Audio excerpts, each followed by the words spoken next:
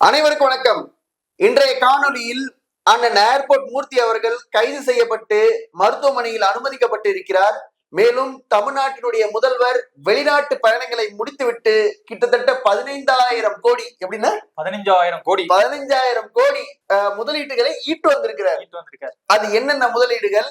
அது இல்லாம 11ஆம் தேதி ஒசூருக்கு வேற வரேன்னு சொல்லியிருக்காரு முதல்வர்கள் முதலீட்டுகளுக்கான மாநாடு ஒரு தொழிற்சாலையை துவக்குறாங்க. அது சம்பந்தமெல்லாம் இந்த காணொலியில பார்த்துருவோம். வாருங்கள் காணொலிகள் போகலாம்.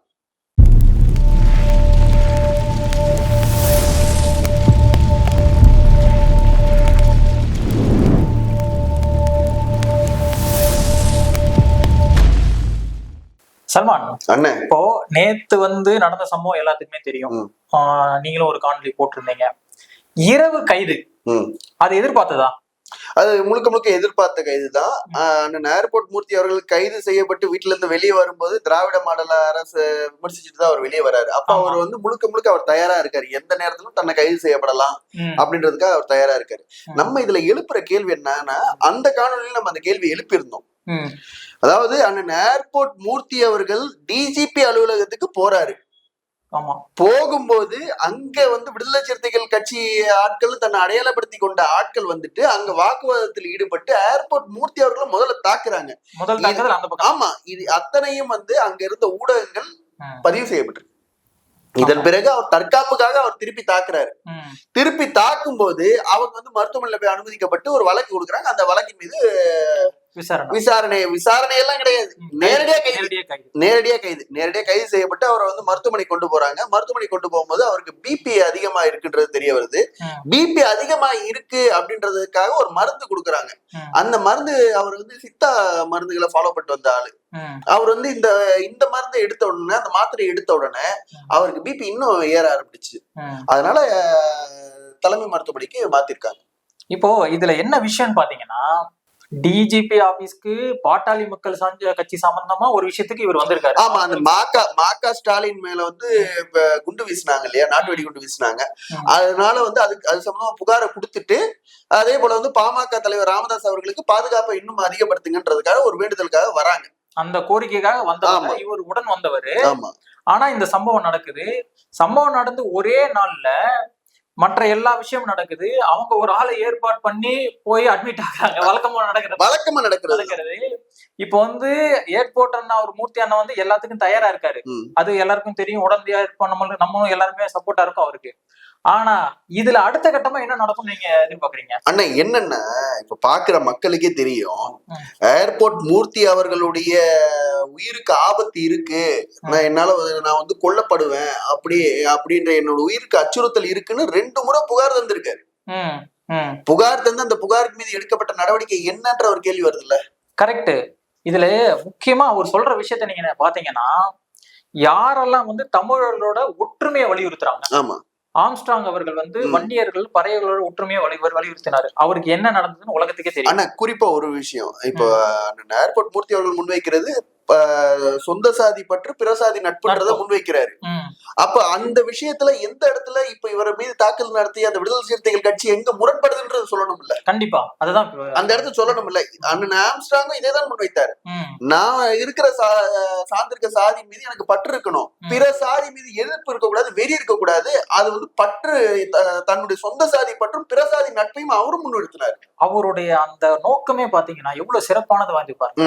அதாவது தன்னுடைய நம்ம என்ன சார்ந்திருக்கோமோ அதுக்கு பற்று, பிற சாதி நட்புன்னு ஒரு நோக்கத்துலதான் அவர் உள்ள கொண்டு போறாரு. ஆனா இது பிடிக்காம வழக்கமான இந்த திராவிட மாடல் என்ன செய்யும், இருக்கிறவங்கள கூடிய சண்டையை மூட்டி விட்டு இவனுங்க அடிச்சுக்கிட்டோம், அதுல நம்ம எப்படி குளிர்காயலான்ற வேலையை மறுபடியும் ஆரம்பிச்சிருக்காங்க. சொந்த வீட்டுக்குள்ளேயே பகை வளர்த்து விட்டுரும். அதேதான் சொந்த வீட்டுக்குள்ளேயே பகை, சொந்த இனத்துக்குள்ளேயே பகை, சொந்த சாதிக்குள்ளேயே பகை. அதேதான் இததான் இந்த திமுக என்ற திருட்டு திராவிட முன்னேற்ற கழகம் செய்யும். காலங்காலமா செஞ்சுட்டு வர்றதே அவங்க அப்பா காலத்துல இருந்து இதான் செஞ்சுட்டு வர்றாரு. 21ஆம் நூற்றாண்டுலயே இப்ப என்னன்னா, நம்ம ஒரு கேள்வி கேட்கிறோம். முதல்ல அந்த டிஜிபி அலுவலக வாசல்ல யார் தாக்குனது?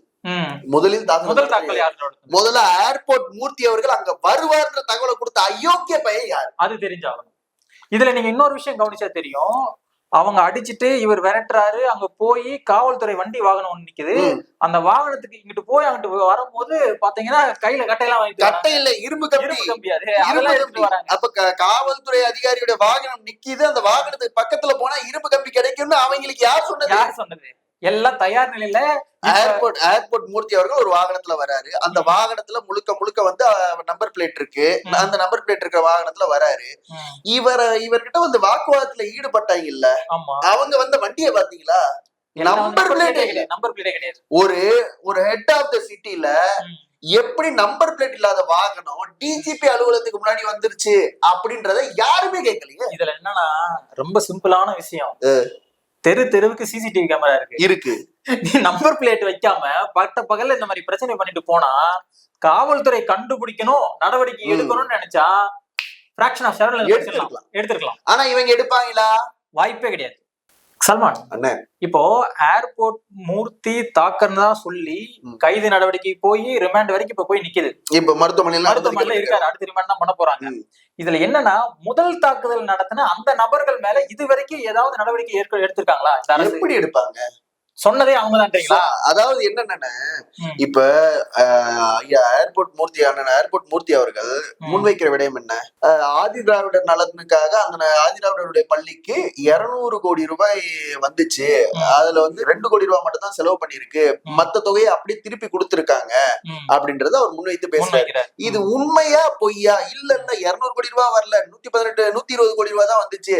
120 கோடி ரூபாய் 118 கோடி ரூபாய் நாங்க அனுப்பிட்டோம் அப்படியாவது சொல்லணும். இல்லாட்டி என்ன செலவு செஞ்சன்றத காமிக்கலாம்ல, அதை சொல்லணும். இதுக்கு பதில் சொல்ல வேண்டியது யாரு? அரசு. இப்ப அரசு கேள்வி எழுப்பும் போது விடுதலை சிறுத்தைகள் கட்சியை நடுவுல வர இங்க உள்ள பிரச்சனையே இங்க அப்படிதான் இருக்கு. இங்க என்ன நடக்குதுன்னா, யாரெல்லாம் இந்த அரசு நோக்கி கேள்வி கேட்கறாங்களோ அவங்களுக்கு முட்டு கொடுக்க அந்த இடத்துல கூட்டணி கட்சிகள், இது சிபிஐ இருக்கட்டும், சிபிஎம் இருக்கட்டும், மதிமுக இருக்கட்டும், விசிகாவா இருக்கட்டும், எல்லா கட்சியும் வந்து முட்டு கொடுத்து நிக்கிறாங்க. கட்டாயம். இப்ப இவங்களுக்கு என்ன தெரியுதா தெரியலன்னு தெரியல. மக்களுக்கு எதிரான முதல் எதிரி இவங்க தான் வந்து நிக்கிறாங்க. ஆமா அண்ணன், இப்ப நம்ம ஒரு விடயத்தை நம்ம தெளிவா பார்க்கணும். இங்க வந்து டிஜிபி அலுவலக வாசல்ல நடந்தது இது ஒரு சாதாரணமான சம்பவம், நம்ம கடந்து போக முடியாது. நிச்சயமா.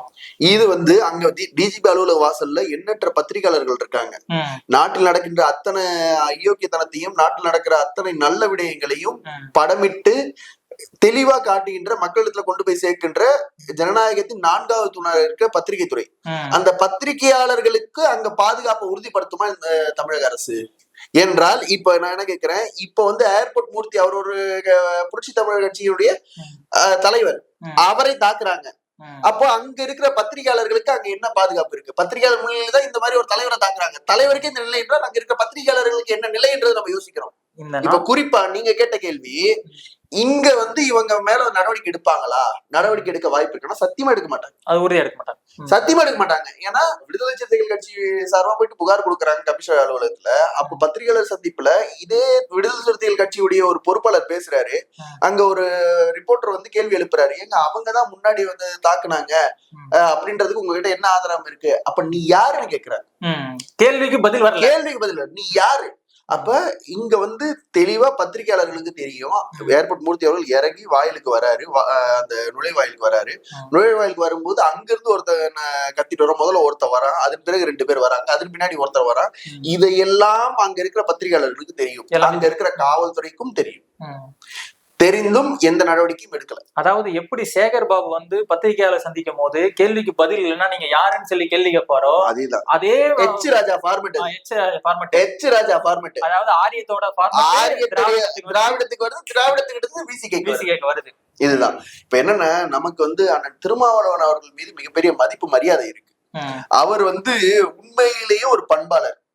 அந்த பண்பாளர் பேசுகின்ற கருத்துக்களை உள்வாங்கிட்டு செயல்படுத்துறதுக்கும் அதன் பின்னாடி நடந்து செல்றதுக்கும் ஆட்கள் தயாரா இல்லை என்பது அந்த செயல்மொழியும் நமக்கு தெரியுது. உண்மையா?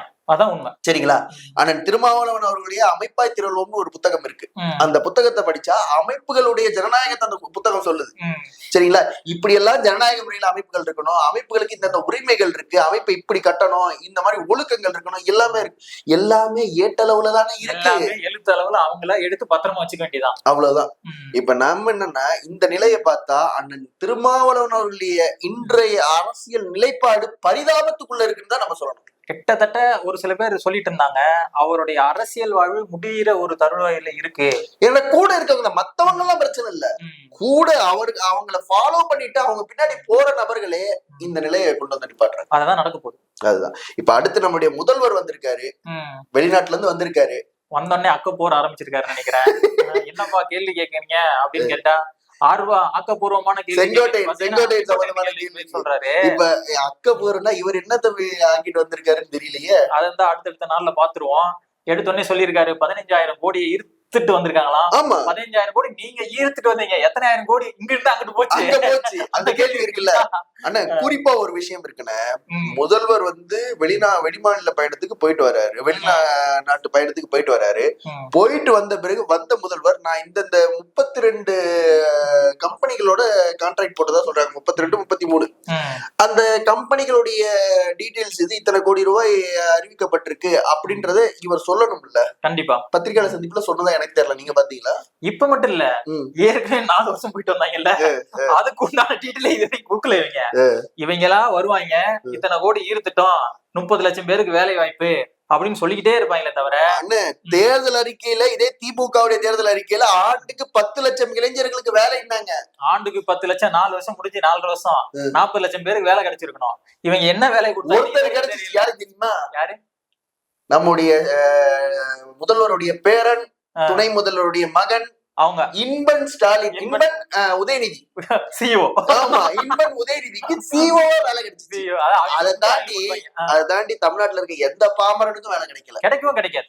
ஏன்னா இங்க வந்து இப்ப முதலீடுகளை கொண்டு வராங்க. இப்ப மணப்பாக்கத்துல டாடா நிறுவனம், வேலை யாருக்கு போகுது? வடமாநிலத்தை சார்ந்தவங்களுக்கு போகுது. இப்ப ஒசூருக்கு ஐயா முதல்வர் வராரு, முதல்வர் வந்து அங்க ஒரு தொழிற்சாலை துவங்க போறாரு, இல்ல அங்க முதலீட்டாளர்கள் மாநாடு, அந்த முதலீடுகளை போட்டு தொடங்கப்படும் நிறுவனங்கள் யாருக்கு வேலை கொடுக்கும்? யாருக்காக வேலை கொடுக்க போறாங்க? யாருக்குமே கொடுக்க போறது இல்ல. அப்படி பார்க்கும்போது முழுக்க முழுக்க இந்த வெளிநாட்டு பயணம் என்பது ஒரு சடங்கு ஆயிடுச்சு. சடங்கு. இது தமிழ்நாட்டு மக்களுக்கு எதிரான செயலாதான் போய் முடிய போகுது கட்டாயம். ஏன்னா இங்க முதலீடுகளை ஈர்க்கிறதுக்காக நீங்க போறீங்க. திருப்பூர்ல எத்தனை முதலாளிகள் இன்னைக்கு வருமானம் இல்லாம உட்கார்ந்துட்டு இருக்காங்க. அவங்களை நீங்க ஊக்குவிக்கிற வழியா திருப்பூர்ல என்னென்ன நாங்க செய்ய முடியும், அந்த பனியன் ஃபேக்டரிக்கு அங்க இருக்கிற தொழிற்சாலைகளுக்கு நாங்க என்ன செய்யணும், அது பேசலாமே. இருக்கிறவங்களுக்கே இங்க ஒண்ணும் செய்ய முடியல, ஒண்ணுமே செய்ய இல்ல. புதுசா போய் அங்கிருந்து கொண்டுட்டு வராங்களாம். அண்ணா, நம்ம கடந்த 10 ஆண்டு காலத்துக்கு முன்னாடி பார்த்தா நம்முடைய ராணிப்பேட்டை மாவட்டம், வேலூர் மாவட்டங்கள்ல தோல் தொழிற்சாலைகள் நல்லா சிறப்பா போயிட்டு, இன்னைக்கு எல்லா தொழிற்சாலைகளையும் படிப்படியா மூடுற நிலைக்கு முதலாளிகள் வந்துட்டாங்க. இங்க உள்ளூர்ல இருக்கிற முதலாளிகள் எல்லாம் இங்க இருந்து கிளம்பி வெளிநாட்டுல போய் செட்டில் ஆக போறாங்க. இவரு வெளிநாட்டுல இருந்து முதலாளிகளை இங்க கொண்டு வர போறாரு. அதாவது அன்றைய காலகட்டத்துல ஆங்கிலேயர்கள் வந்து அவங்களா வந்தாங்க. எதுக்கு வந்து ஒரு தொழிலை தொடங்கி நம்மள அடிமையாக்கி 200 வருஷம் ஆண்டு போயிட்டாங்க. இப்ப இவங்க போய் வாண்டடா போய் கூட்டு வர போறாங்க. வாண்டடா வண்டியில தூக்கி போட்டு வராங்க. நம்ம என்ன சொல்லிட்டு இருக்கோம், தற்சார்பு பொருளாதாரத்துக்கு வாங்கடா, இங்க இருக்கிறவங்களுக்கு நாங்களே வேலை கொடுக்கிறோம், அட்லீஸ்ட் யோசிங்க, இல்லாட்டி நாங்க யோசிச்சு வச்சிருக்கதையாவது செயல்படுத்துங்க. எதையா இப்ப முதல்வர் வந்து டெய்லி நைட்ல நம்மளோட செயல்பாட்டு வரைவதான் படிச்சுட்டு படுக்கிறாரா? அதுல இருந்து ஏதாவது ஒண்ணு அப்படி இப்படி கட்டிங் அப்படி இப்படி எடுத்து சீமான ஆட்சிக்கு வரதுக்கு போய் நம்ம ஏதாவது ஒண்ணு செய்வோம் அப்படின்ற மாதிரி வராங்க. அப்ப தொடர்ச்சியா இந்த பயணங்கள் இதையெல்லாம் பார்க்கும்போது மொத்தமா முடிஞ்சு போச்சு தமிழ்நாட்டுல தெரிய வருது. உறுதியா மாற்று கருத்தே இல்ல. சல்மான், இந்த திராவிட மாடல் அரசுல சட்டம் ஒழுங்கோட நிலைமை எப்படி இருக்குன்னு எல்லாருக்குமே தெரியும். இப்ப முதல்வர் இங்க இருந்து போனப்ப எப்படி இருந்துச்சு, இப்ப வரும்போதே ஒரு சட்ட ஒழுங்கு நம்மளே ஒரு காணொலி போட்டிருக்கோம். அதை பத்திதான். அப்படி இருக்கும்போது ஏதோ நம்ம பகுதியில ஏதோ நடந்ததுன்னு சொல்லி கேள்விப்பட்டேன். ஆனா குறிப்பா சட்ட ஒழுங்கு தமிழ்நாடு முழுக்க சரியில்லை. திமுக அரசால காவல்துறையை தன் வசம் வைத்துக் கொண்டு இருக்கிற முதல்வரால காவல்துறையை கட்டுப்படுத்த முடியலன்றது அப்பட்டமான உண்மை. அதை மறுக்கவே முடியாது. கவின் கொலை வழக்கா இருக்கட்டும், வேங்கவயல் பிரச்சனையா இருக்கட்டும், எல்லா விஷயத்திலையும் காவல்துறையால செயல்பட முடியாம காவல்துறையை வந்து சரியான முறையில வழிநடத்தாம இருக்கிற முதல்வர் தான் நம்முடைய முதல்வர். சரிங்களா? அந்த பெருமை வந்து கருணாநிதி அவர்களுடைய மகன் ஸ்டாலின் அவர்களே சாரும். அப்படி பார்க்கும்போது நேத்து இரவு நம்ம நவுலாக் பகுதி இருக்கு அவரக்கரை பக்கத்துல. அங்க வந்து ஒரு காதல் ஜோடி உட்காந்து பேசிட்டு இருக்காங்க. பேசிட்டு இருக்கும்போது அங்க இருக்கிற காதலனை அடிச்சு விரட்டிட்டு அந்த பெண்ணை வந்து பாலியல் வன்புணர்வு செஞ்சிருக்காங்க. அது வந்து பிரச்சனையாகி இரவு 10 மணிக்கு அந்த பெண்ணு போயிட்டு காவல் நிலையத்துல புகார் கொடுக்குது. அது சம்பந்தமா ஒரு 2 பேரை அழைத்து விசாரணை செய்து கொண்டிருக்காங்க. அவங்களை கைது செய்திருப்பதாகவும் தகவல் வந்துட்டு இருக்கு. இதுதான் பார்த்தா ஆம்பூர்ல ஒரு தலைமை ஆசிரியர் மாணவிக்கு பாலியல் தொல்லை கொடுத்திருக்காங்க. தலைமை ஆசிரியர் அந்த தலைமை ஆசிரியர் கைது செய்திருக்காங்க. இப்ப என்னன்னா, இந்த திராவிட மாடல் ஆட்சி நாங்க வந்து தமிழ்நாட்டுல வந்து தொழில தொடங்குன்னு கூப்பிடுறோம். இங்க பாதுகாப்பான நிலைப்பரப்பு இருக்குன்றாங்க. சொந்த நாட்டின் குடிமக்களுக்கு இங்க பாதுகாப்பு இல்லையே, பெண்களுக்கும் மாணவிகளுக்கும் இங்க பாதுகாப்பு இல்லையே, ஒரு அச்ச உணர்வே இல்லை யாருக்குமே. தொட்டா செத்த சொல்ற மாதிரி அந்த மாதிரி தொட்டா செத்துருவ அப்படின்ற பயம் வந்தா எவனாவது யார் வீட்டு பெண்ணையாவது தொடுவானா? இந்த திராவிட மாடல் அரசு இதை எதுவுமே பார்க்காம பெண்ணுரிமை பேசுறோம். நாங்க பெரியார கொண்டு போயிட்டு நாங்க வந்து என்ன யூனிவர்சிட்டி அது 30,000 வாடகை கொடுத்து படத்தை திறக்கிறோம் அப்படின்னு 30,000 வாடகை அதெல்லாம் பேசலாம். கொச்சி பையில பேசணும் பேசுவோம். இப்ப என்னன்னா, இதையெல்லாம் தாண்டி பெண்ணுரிமையை பேசுகிற திராவிட மாடல் அரசு பெண்களுக்கான பாதுகாப்பான நாடா இது இருக்கா? இவங்களை பொறுத்த வரைக்கும் என்னன்னா, பெண்களுக்கு மாசம் 1000 ரூபாய் கொடுத்துட்டோம்ல, நீ எதையுமே கேட்காத, இப்படிதான் இருக்குன்றாங்க. ஒரு ரேஷன் கார்டுக்கு 10 லட்சம் ரூபாய் கடனை தலையில வச்சிருக்காங்க. அதெல்லாம் நம்ம மக்களுக்கு தெரியுமா? எப்படி 1000 ரூபாய் கொடுத்துட்டா எல்லாமே முடிஞ்சு போச்சு. பஸ்ல ஃப்ரீனா எல்லாமே முடிஞ்சிருச்சு. இப்ப என்னன்னா, இது வந்து பெண்கள் வாழ தகுதியற்ற மாநிலமாக தமிழ்நாடு மாறிக்கொண்டு வருது. அப்ப இதையெல்லாம் மாற்றம்னா உண்மையிலேயே நல்ல தலைமைகள் ஆட்சிக்கு வரணும். நல்ல தலைமையும் நல்ல தலைவரும் நம்ம அண்ணன் சீமானை தவிர வேற யாரும் வர முடியாது. ஆகையால் மக்கள் இந்த தேர்தலில் நல்ல தீர்ப்பை, நல்ல பாடத்தை கொடுக்கணும். திமுகவுக்கு புகட்டுவார்கள் என்று நம்பி விடைபெறுகிறோம். நன்றி, வணக்கம்.